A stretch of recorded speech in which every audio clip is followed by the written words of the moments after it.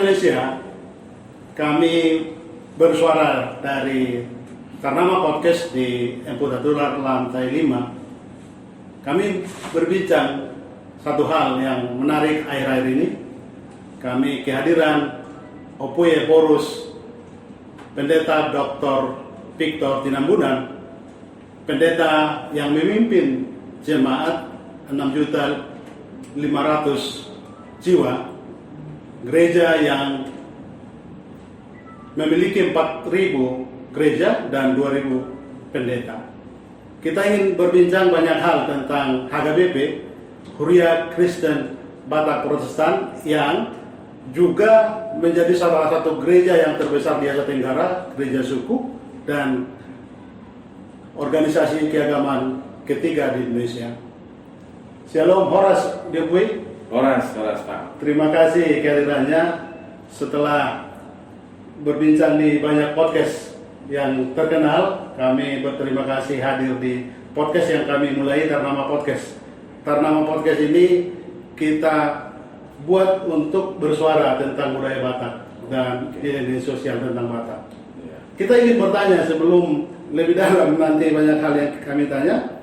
Opwi lahir di Balita, lalu kita dengar awalnya jadi pendeta di Barus, lalu juga pernah di Nias. Bisa cerita 3 wilayah ini? Ya, saya lahir di persisnya nama desanya Siringorimo, Kecamatan Paglitan, dan waktu itu belum ada listrik, jalan juga belum aspal, belum ada TV. Jadi kehidupan desa yang betul-betul sangat-sangat memprihatinkan. Tapi saya keluar dari Paglitan mulai masuk SMA di Tarutung, dan akhirnya masuk di STT jadi pendeta. Pertama kali saya sudah ditambis, saya betul ke HKBP Resok Siforbo Barus, praktek sana, dan juga pernah memang juga 4 tahun di Nias. Jadi sudah punya pengalaman lahir di desa, penempatan pertama sebagai pendeta di desa, dan kemudian dilanjutkan juga yang ke Pulau Nias yang agak terkecil. Itu kira-kira pengalaman pelayanan. Apa kisah yang bisa kami dengar pengalaman dari Porus masa kecil di Parlitan? Kami dengar juga bertani kemenyan dan membantu nenek ataupun guru dulu Gota Gabir ya? Iya.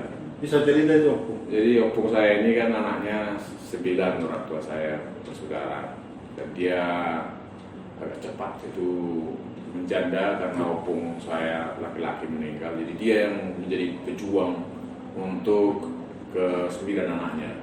Jadi saya masih ingat persis waktu itu beliau jualan kapur siri ya. Jadi dia harus jalan kaki dari rumah untuk mengambil batu ini 8 km, jadi 16 km untuk mengambil bahan baku, kemudian diolah. Saya ingat persis bagaimana cara mengolah batu ini, dipanaskan sampai membara, dimasukkan ke air yang meleleh, dan itu dijual. Saya mendampingi beliau ini ke pasar untuk menjual. Jadi asisten dari nenek ya? Asisten dari nenek, ya. Kami dengar bahwa Porus juga dulu sebelumnya tidak ingin menjadi pendeta, justru ingin kuliah di Fakultas Pertanian. Bisa cerita itu juga? Ya, jadi kembali ke yang tadi, waktu SMA saya SMP ya, libur panjang 1 bulan lebih, saya udah ikut bertani kemenyan.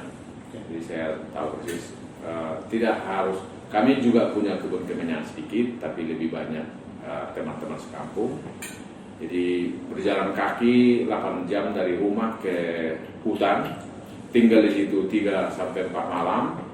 Dan saya masih ingat persis suara harimau pun tidak dengar malam-malam di pondok. Jadi hanya pengaman, tidak ada dinding pondok, hanya api di depan, suara harimau mengaum.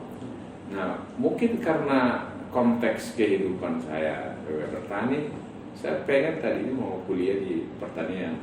Abang saya tadinya mau masuk STT, sudah berjanji sampai SMA, iya, tetapi sudah tamat SMA dia pilih jalan yang lain. Ayah saya bilang, abangmu sudah tidak mau jadi sekolah pendeta, bagaimana kau kira-kira bersedia? Saya bilang ya dengan senang hati. Itu Makanya saya masuk STT. Dan memilih jadi pendeta. Ya.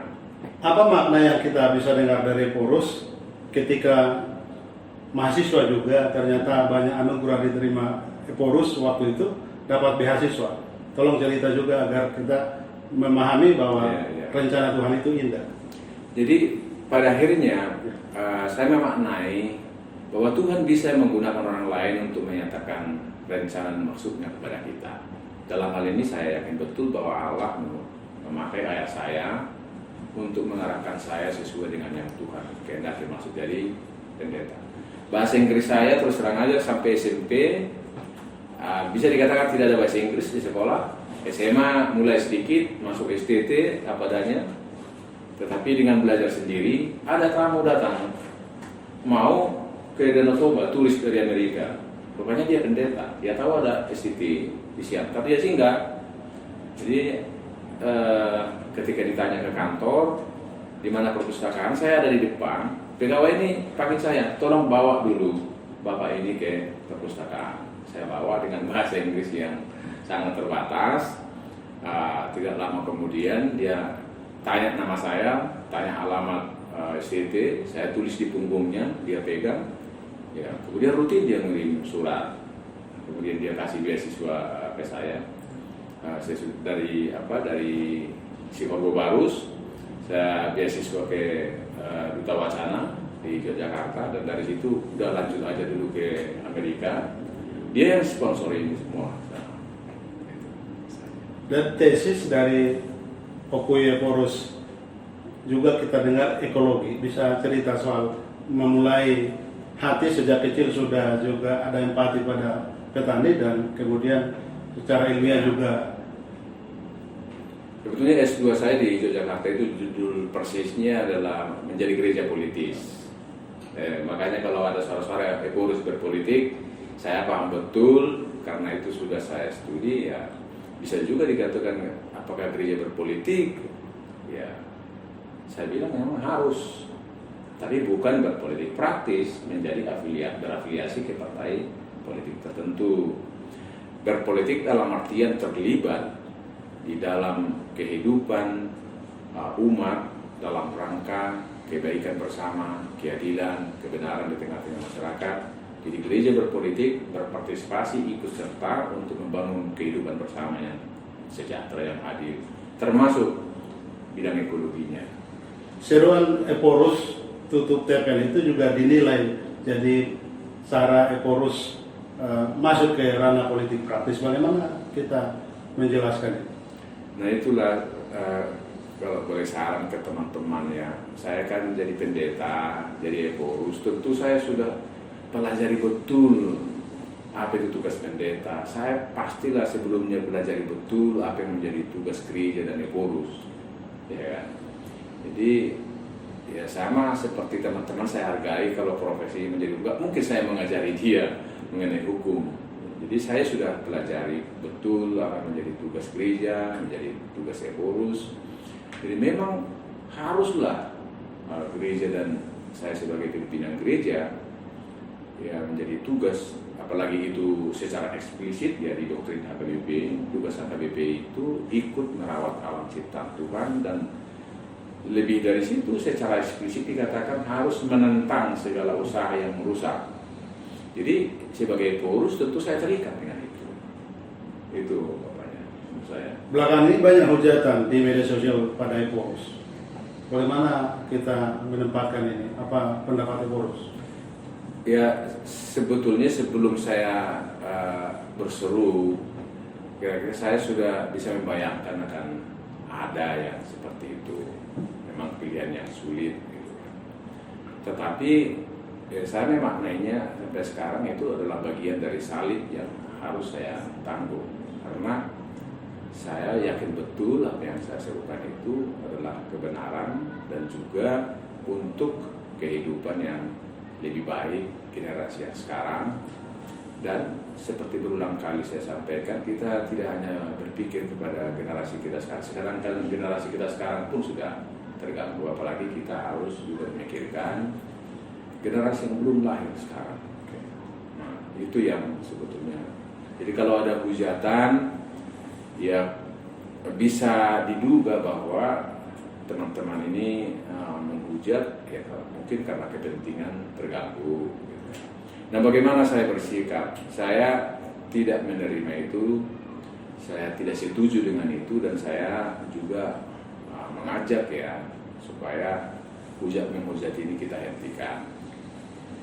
Tetapi meskipun demikian, hujatan meski tidak saya terima, saya tidak setuju dengan itu, tapi dalam hati saya sudah budayakan, biasakan untuk bisa memahami teman, memaafkan, mengampuni, tetapi sekaligus mengajak marilah ke depan kita belajar. Tak ada gunanya kita saling menghujat. Dan sebetulnya kalau kita menghujat orang lain itu lebih mencerminkan diri kita. Itu terutama. Jadi kalau yang keluar dari mulut kita ini kata-kata yang kotor, kata-kata hujatan, kan karena itu yang ada di dalam. Jadi kita hanya memberi apa yang kita punya. Jadi ya dengan segala hormat saya memohon kepada para penghujat yang sudah terbiasa dengan menghujat, itu lebih mencerminkan suasana hati dan kepribadian Anda sendiri terutama. Itu supaya kita bisa melangkah ke depan lebih baik.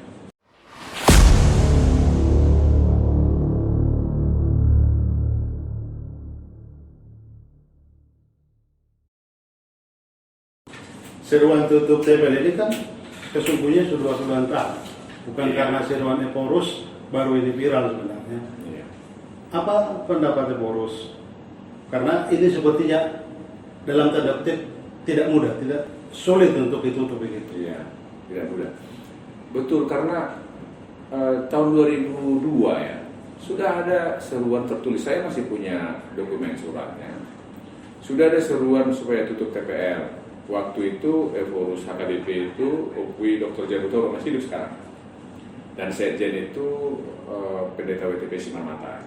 Saya lihat mereka tanda tangan, termasuk uskup yang baru meninggalkan kita, Uskup Jatubara, ikut menandatangani surat itu. Jadi 2002 itu artinya sudah 23 tahun yang lalu. Nah, kemudian dalam perjalanan waktu tidak ada yang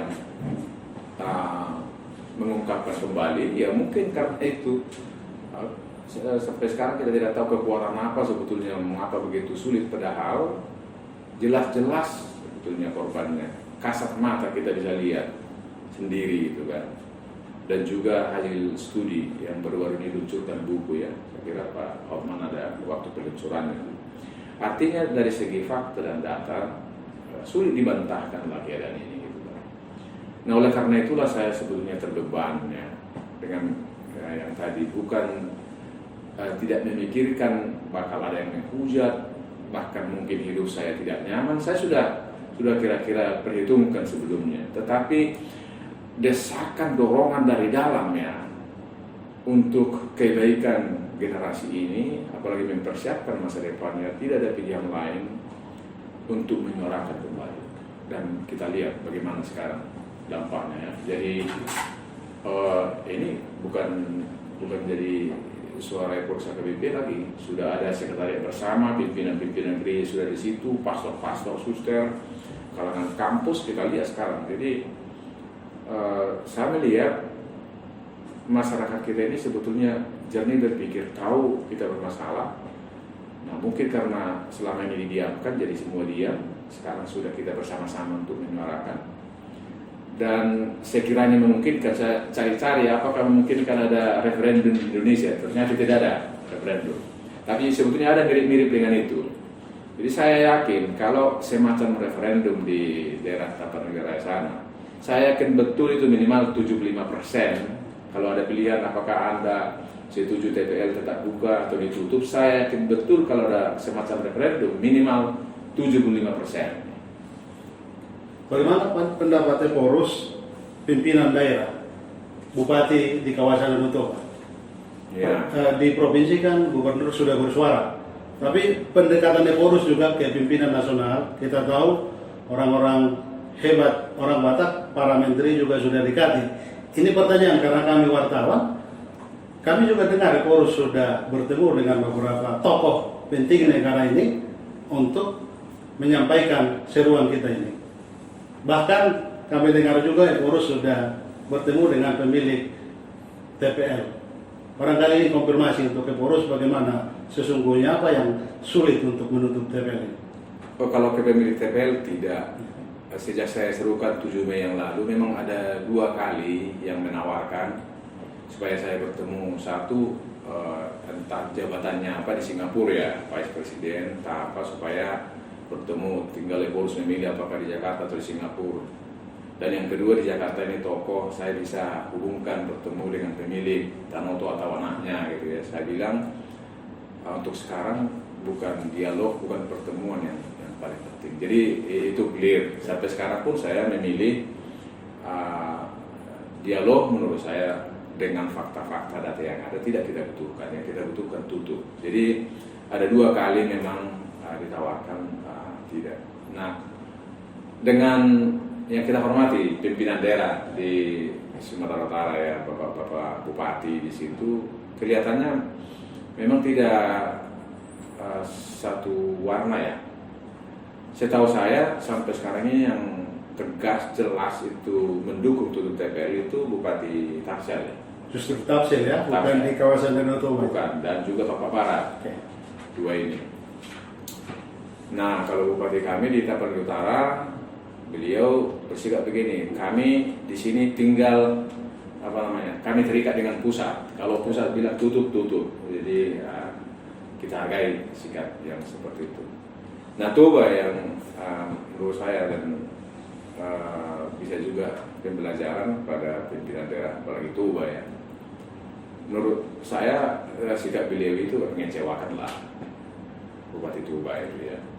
Karena apa? Karena rakyatnya sendiri ada di situ.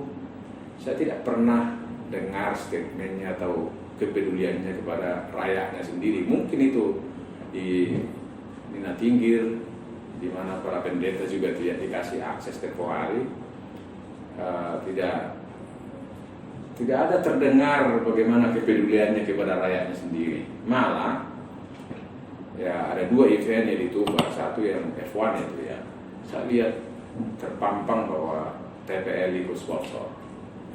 Nah, baru-baru ini ada satu juga event, entah lomba fotografi dan Toba entah apa, lupa saya persisnya. Juga ada di brosur itu TPL ikut, dan saya hubungi beliau. Nah, menurut beliau itu bukan, itu dari Kadis gitu kan. Tapi coba kita ini ya pikirkan, kalau seorang bupati sikapnya tegas, Kadisnya kan pasti tahu. Kalau coba sejak awal jangan masuk TPL ke event-event yang kita lakukan, pasti Kadisnya nggak berani.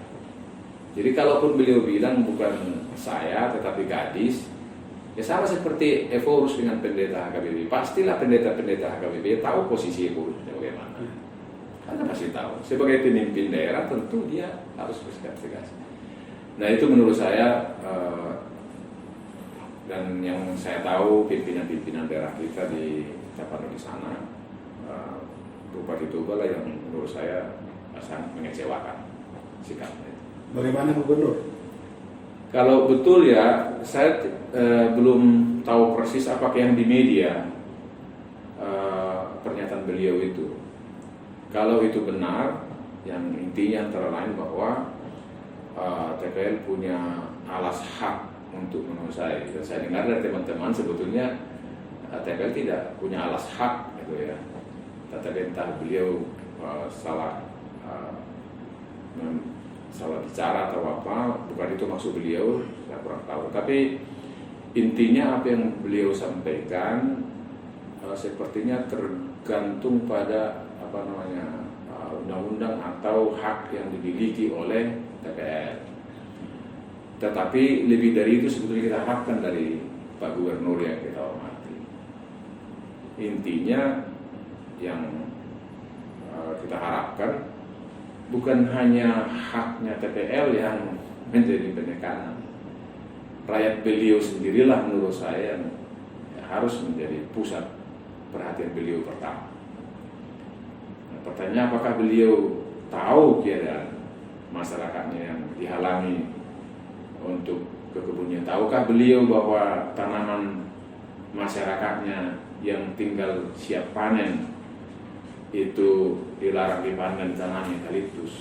Tahukah beliau bahwa jalan akses masyarakat yang sudah ratusan tahun di situ digali, kemudian termasuk STT HPBP mahasiswanya ikut menimbun kembali, tetapi malamnya digali lagi? Apakah Pak Gubernur mengetahui ini? Nah, menurut saya hal-hal seperti itu yang kita mohonlah Pak Gubernur bisa memberi perhatian. Artinya tidak hanya izin atau konsesi menjadi dasar beliau untuk memberikan pertimbangan, tetapi justru yang terutama apakah kehadiran TPL itu membawa kesejahteraan kepada masyarakat. Dan justru itulah tadi kita kan bicara tentang tokoh-tokoh kita. Untuk sikap Pak Bobi ini sebetulnya apa yang disampaikan Pak Marwahar menurut saya yang paling cocok. Beliau berkata begini, yang pertama, kalau ada masalah di Sumatera Utara, coba dievaluasi apakah perusahaan ini sudah mengikuti aturan atau undang-undang yang ada, atau apakah ada yang dilanggar. Itu satu. Tetapi yang kedua ini yang menarik bagi saya. Beliau bilang, sekiranya apa yang dilakukan oleh perusahaan, walaupun dia sesuai dengan undang-undang atau ketentuan peraturan yang ada, tetapi merugikan masyarakat, menyengsarakan masyarakat, undang-undang, peraturan, ketentuan itulah yang harus diubah. Nah, sekiranya ini menjadi pedoman Pak Bobi, oh mantap. Artinya beliau lebih mendorong, kalau sudah mendengar atau kunjung sekali memang betul-betul apa yang dilakukan TPL itu menyengsarakan rakyat, ya justru beliau kita harapkan. Ya memang konsesi TPL begini, tetapi dengan melihat bagaimana penderitaan rakyat karena konsesi, karena izin ini, justru ini yang harus kita perjuangkan juga, justru itu yang kita harapkan. Pro kontra ini Pak Epurus justru karena berpikir bahwa ada 16.000 jiwa bekerja di naungan TPL itu yang harus dipikirkan nasibnya juga. Ya, jadi saya berulang kali mengatakan memang kita harus memberi perhatian pada saudara-saudara kita yang bekerja di situ, karena hanya satu orang pun yang menderita, tetap kita memberikan perhatian. Tapi saya sebetulnya kalau itu pertanyaannya, dan di demonstrasi itu ada pertanyaan, dan di media sosial ada pertanyaan, apakah nanti kalau TPL ditutup, Eforus bisa memberi pekerjaan kepada 2.000 orang? Kan itu. Dan sejak pertanyaan itu muncul, saya sampai tuliskan pertanyaan saya ada 2, ya, karena agak panjang. Jadi ada 2 pertanyaan saya sebelum menjawab itu. Pertanyaan saya begini, apakah yang 2.000 orang yang bekerja sekarang ini bisa membantu korban-korban yang sudah menderita selama ini, puluhan tahun ini? Dan dahsyat, maka saya catat, misalkan meninggal karena tanah longsor sudah ada, karena pekerjaannya. Korban karena meledak dulu, zat kimianya di Toba sudah. Atap seng rumah penduduk itu sudah banyak berganti karena ini. Sungai-sungai kecil sudah mengering, sungai-sungai besar sudah menurun debitnya. Hilangnya keragaman hayati karena eukaliptus. Ikan-ikan di kolam di beberapa daerah itu karena pestisidanya mati. Baru saya tahu kemarin, monyet ternyata sekarang menyerang perkampungan. Jadi masyarakat tidak bisa memanen jagungnya karena monyet sudah menyerang kampung yang tadinya habitatnya di sana, di hutan. Dan ini baru saya tahu kemarin, saya betul-betul, oh iya ya. Apakah orang yang terhambat jalannya karena truk-truk? Kan ini roda ekonomi terganggu. Kita mau ngejar ke Medan tapi karena dihalangi oleh truk-truk, gitu. Dulu pernah rusak, saya masih alami. Dulu pernah rusak jalan di sekitar Toba ini. Bisakah kita hitung kerusakan kendaraan? Nah, pertanyaan saya kepada yang 2.000 orang pekerja ini, untuk melihat ke belakang sejenak dengan begitu korban, bisakah beliau-beliau yang mendapat penghasilan dari TPL mengganti kerugian yang baik secara ekonomi, luka fisik, luka batin? Apakah mereka bisa? Nah, ini pertanyaan saya kepada yang 2.000 orang. Itu masih ke belakang. Harus ditanyakan juga kepada yang 2.000 orang yang bekerja ini, kalau nanti terjadi bencana, bisakah yang 2.000 orang ini mengatasi masalah ini? Termasuk yang belum lahir seperti yang kita katakan tadi, korban di masa depan. Bisakah yang 2.000 orang ini mengatasi? Jadi, apakah kita peduli kepada 2.000 orang, bahkan 16.000 orang? Ya. Tetapi kalau pertanyaannya apakah Ekorus bisa memberikan pekerjaan kepada 2.000 orang, saya katakan secara langsung saya tidak bisa. Tapi satu, coba itu dulu pertanyaan dijawab. Baru yang kedua, saya juga sebetulnya punya usul. Dan itu saya setuju dengan Pak LBP, ya, Budi Sarpanjaitan. Jadi menurut saya kalau konsesi ini 167.000 hektar ya, satu, kembalikan tanah wilayah, clearkan dulu dengan batas-batasnya, amankan dulu masyarakat setempat dari 267 ini. Kemudian yang sangat tergantung hidupnya, 10.000 kepala keluarga, kasih 2 hektar, dikelola dengan baik. Dan TPL yang sudah mendapat triliunan rupiah, kasihlah yang bekerja sama dia untuk modalnya mengelola 2 hektar. Selebihnya nanti ya ditentukan juga hutan lindung, ditanami ulang gitu, supaya alam Tanah Batak itu lestari, dan untuk sungai-sungai yang tadi kita harapkan bisa hidup kembali, masa depan Danau Toba itu bisa. Jadi itu misalkan, tetapi kan pemerintah sudah pastilah kompeten untuk ini semua. Gak mungkin itu harus mengurus itu. Tetapi ya pikiran kita sampaikan, saya yakin betul bahwa mereka bisa mendapat pekerjaan.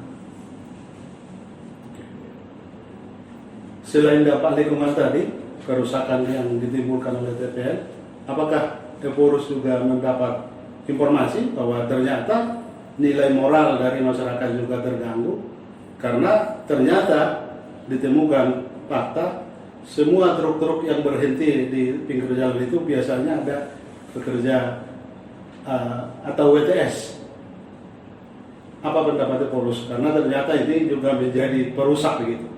Iya, ini baru saya dengar ya, selama ini tidak terdengar, tetapi sekiranya itu betul, nah itulah rusaknya budaya kita yang sangat-sangat bernilai tinggi. Budaya Batak itu sangat menjunjung tinggi nilai-nilai moral. Jadi kalau itu terjadi, itu sangat-sangat disayangkan, apalagi kalau sampai terjadi seperti di Rapat Pendeta. Salah satu keprihatinan kita berkaitan dengan perdagangan manusia ya. Jadi, nah itu juga harus kita perhitungkan. Artinya bukan hanya kerusakan alam, tetapi kalau kerusakan moral karena kehadiran ini semua, ya semakin merusak budaya kita yang sangat bagus itu. Belum lagi saya dengar, bisa dicek, jadi mitra-mitra TPL ini ya perlu juga dicari lah. Kalau informasi yang kita dengar, walaupun memang harus dicek ya, ini semua nggak jelas juga pajaknya juga. Tapi saya hanya mendengar, perlu dicari tahu lah informasi itu. Pernah saya dengar kan di era keterbukaan boleh kan, kalau siapa ini mitra ini, apakah betul dia membayar pajak atau tidak. Data terbaru bahwa Sumatera Utara itu pusat dari narkoba dan pengedar yang terbanyak di Indonesia. Apa pendapat Ekorus? Karena juga kaitannya hubungan dengan TPL ini, karena banyak orang menyebut kenapa itu tidak diurus Ekorus soal yang masalah moral ini. Ya sebetulnya kita beri perhatian ke semua masalah yang ada ya. Makanya sampai ke subtema rapat pendeta pun kita bawa. Dari saya idenya itu. Dan bukan hanya di rapat pendeta sebelum-sebelumnya, kalau lihat teman-teman cek jejak digital bahwa di PG Wilayah Sumatera Utara pun sebetulnya saya mendorong teman-teman kita memberi perhatian serius pada penyakit sosial itu tadi, korupsi, narkoba, judi online, human trafficking, kerusakan alam, yang lima ini selalu menjadi pusat perhatian kita. Bagaimana gereja hadir sebagai bagian dari solusi, bukan memperparah atau sumber masalah. Jadi selalu saya tekankan ke teman-teman pelayan juga, rumah menjadi tempat utama ini, pendidikan ini. Karena kalau sulit memberantas dari luar, ya, paling tidak rumah kita masing-masing kita jaga. Jadi tidak betul bahwa saya mengabaikan masalah-masalah yang lain. Sejak lama sebetulnya ini menjadi perhatian kita. Kalau bertemu dengan para sintua, saya ratusan kali melakukan pembinaan kepada para penatua ini, selalu saya munculkan tanggung jawab kita gitu, untuk membantu aparat pemerintah. Karena sangat memprihatinkan memang Sumatera Utara yang HKBP banyak penduduknya justru menempati urutan pertama ya di antara provinsi di Indonesia ini kasus narkoba gitu. Dan saya mendengar ada perkembangan positif dengan kerja keras Pak Kapolda ya, komunikasi baik dengan beliau. Pak Kapolda berusaha saya maksimal mungkin untuk mengatasi ini. Jadi kalau gereja, Kapolda sudah berkomitmen, gereja, semua masyarakat, keluarga tadi, ya kita berharap dalam waktu yang tidak terlalu lama, kalau kita semua ini kerjasama, aparat, gereja, keluarga, ya kita berharap dalam waktu tidak terlalu lama, masalah ini walaupun tidak bisa sampai ke nol, paling tidak nyata dia berkurang menurun. HKBP di 164 tahun usianya terus mendengungkan visi dari HKBP menjadi berkat untuk dunia. Apa maknanya untuk kita pahami? Ya, jadi kehadiran gereja, saya sebutkan tadi istilah hadir sebagai bagian dari solusi ya, bukan memperparah apalagi sumber masalah. Jadi misalkan kepada semua jemaat-jemaat, dia paling tidak di masyarakat sekitarnya, dunia di sekitarnya, ya. Kalau tidak bisa berdampak kepada dunia yang menyeluruh, itu paling tidak dunia sekitarnya, supaya masyarakat merasakan kehadiran warga HKBP secara pribadi, gereja HKBP sebagai institusi, paling tidak di daerah sekitarnya itu tidak menjadi gangguan, tetapi bisa menolong orang lain di sekitarnya. Bisa di garda terdepan menunjukkan keteladanan dalam hal toleransi umat beragama. Saya sering kali katakan dan mohon kepada seluruh masyarakat Indonesia di tengah-tengah keberagaman kita untuk memastikan bahwa HKBP itu tidak ada agenda terselubung atau terbuka untuk menarik-narik umat penganut agama lain menjadi warga HKBP. Jadi kalau kita periksa sekarang 6,5 juta warga HKBP ini sudah 164 tahun, kita bisa pastikan itu bukan yang kita tarik dari penganut agama lain atau suku lain. Oleh karena itulah kita meyakinkan Bapak Ibu, saudara sebangsa setanah air, kasihlah kesempatan dengan kebebasan untuk mendirikan ibadah, karena kalau gereja HKBP berdiri di situ, sebetulnya itu akan berdampak positif kepada lingkungan dan Indonesia ini secara keseluruhan. Contoh yang paling konkret pernah saya sampaikan, kalau gereja dilarang di satu tempat, itu artinya kan gereja akan terhalang untuk membina generasi mudanya, moralnya, karakternya. Nah, kalau sudah terhambat untuk membina karakter, integritas pemudanya, dia bisa menjadi penjahat. Dan kalau dia menjadi penjahat, bukan HKBP yang korbannya. atau bukan hanya HKBP menjadi korban, tetapi bisa menjadi masyarakat yang lebih luas. Nah, supaya kita melihat ini secara bersama-sama gitu. Jadi janganlah sampai lebih mudah mendirikan tempat-tempat yang justru membuat moral rusak ketimbang rumah ibadah yang membina umat. Demikian berlaku menurut saya untuk semua penganut agama. Jangan sampai masyarakat yang mayoritas di situ Kristen dihalangi teman-teman kita Muslim membangun masjid. Jangan sampai terjadi seperti itu. Sebaliknya, teman-teman kita yang Muslim pun, meskipun mayoritas di situ teman-teman Muslim, ya, dibiarkanlah, diizinkan, apakah Hindu atau Kristen atau yang lain untuk mendirikan rumah ibadahnya di situ. Karena dengan berdirinya rumah ibadah di situ, itu akan berdampak positif bagi seluruh Indonesia ke depan.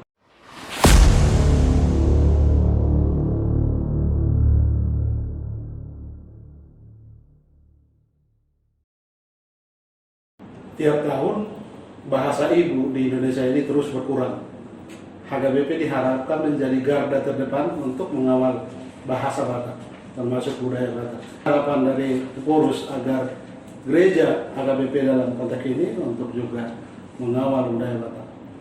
Ya, kita pertahankan bahasa Batak kita gunakan dalam ibadah, meskipun memang ada bahasa Indonesia di berbagai jemaat, sudah ada juga memang bahasa Inggris, tetapi sejauh ini bahasa Batak tetap menjadi bahasa utama HKBP. Dan kita dorong juga orang tua untuk mewariskan, mengajarkan bahasa Batak kepada anak-anak, kepada orangtuanya. Dan bukan hanya gereja sebetulnya yang melakukannya, ada juga langsung dari warga jemaat kita yang mengambil prakasa sendiri.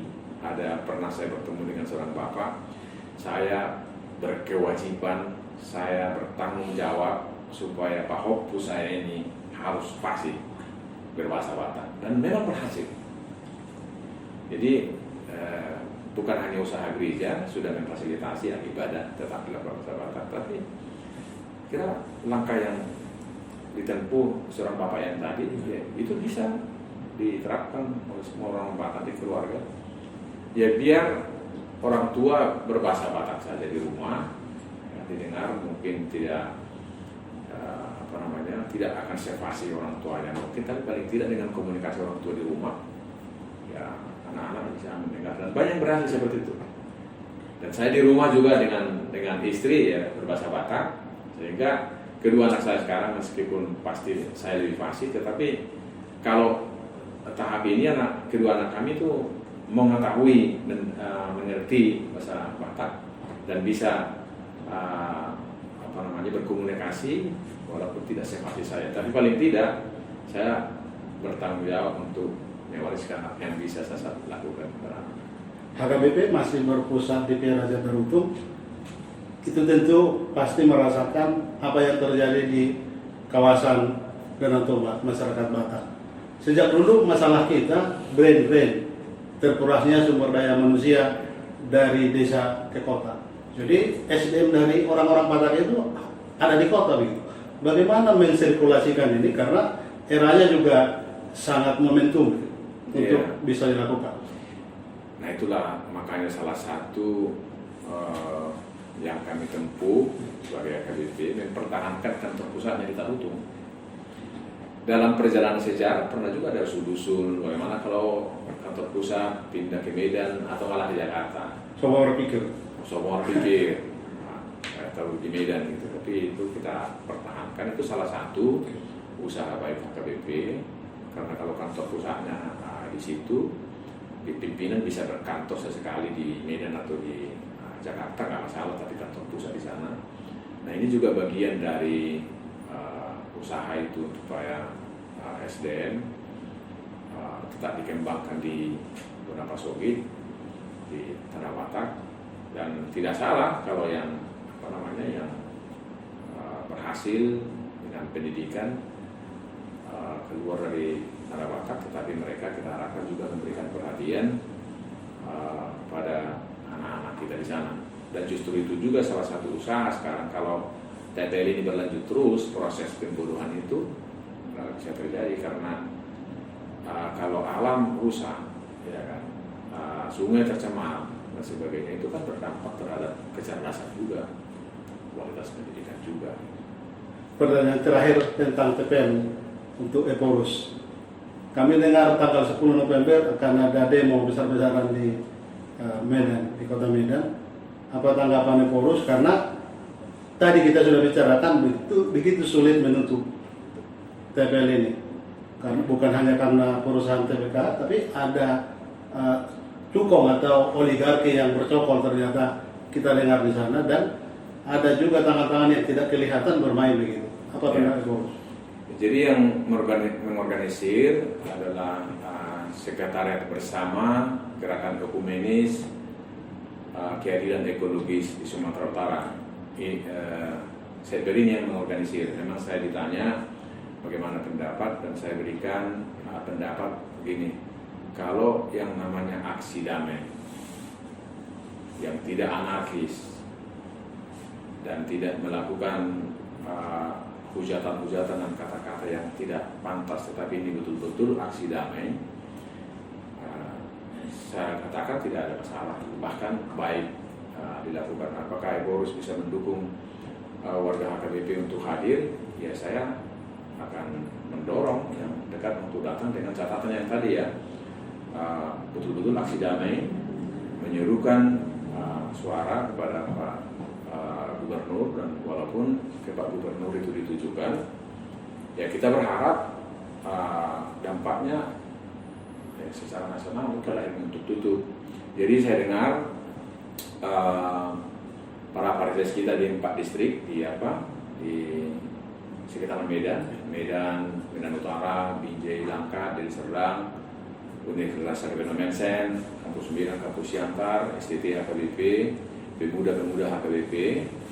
Saya dengar akan bergabung, dan saya katakan bagus itu. Asal jangan anarki ya. Jangan anarkis, kata-kata juga harus dijaga, murni dia, namanya aksi damai. Karena mereka bilang aksi damai, ya saya bahkan dorong kalau aksi damai itu menunjukkan, biarkan saja ribuan ada di situ untuk mengungkapkan kepedulian, karena tujuan kita kan sama. Pertanyaan kami terakhir untuk Eporus. Kami baca beberapa buku Eporus juga, ada satu kalimat yang menurut saya sering didengungkan. Kita lahir bukan kebetulan dan dirancang indah oleh Tuhan. Maka karena itu narasinya mungkin berbeda dari yang saya sampaikan, tapi intinya begitu. Jadi kita dilahirkan dengan sempurna, dan kita bukan kecelakaan sejarah. Iya. Apa makna di balik ungkapan dari Eporus itu? Ya, jadi kalimat persisnya saya katakan seperti ini. Kita lahir dan hadir di bumi ini itu bukan kebetulan, bukan kecelakaan sejarah, tetapi seturut dengan rencana dan rancangan Tuhan yang indah pada hidup kita. Nah, itu saya maknai karena firman Tuhan juga di dalam Efesus, bahwa sebelum dunia ini dijadikan, ya Tuhan sudah merencanakan kita untuk hadir di dunia ini. Ini luar biasa. Jadi kalau kehadiran kita di dunia ini seturut dengan rancangan Allah, dan kita tahu bahwa rancangan Allah itu selalu baik, ya kita harus tahu diri, sadar diri ya. Karena rancangan Tuhan itu baik, kita dihadirkan di bumi ini, biarlah kita meninggalkan jejak yang baik. Dan saya sering kaitkan kalau dalam lingkungan hidup, ya kita terpanggil untuk mewariskan mata air, bukan air mata, kepada generasi yang akan berikut. Mata air bukan air mata. Iya. Terima kasih Eporus Dr. Victor Tinambunan di Ternama Podcast. Kami tidak bisa memberi apa-apa untuk Opui. Kami bertepatan menulis buku. Ini juga menulis bagaimana tokoh-tokoh kita menulis 40 tokoh. Mantap. Terima kasih. Luar biasa, banyak buku hari ini. Ya, terima kasih.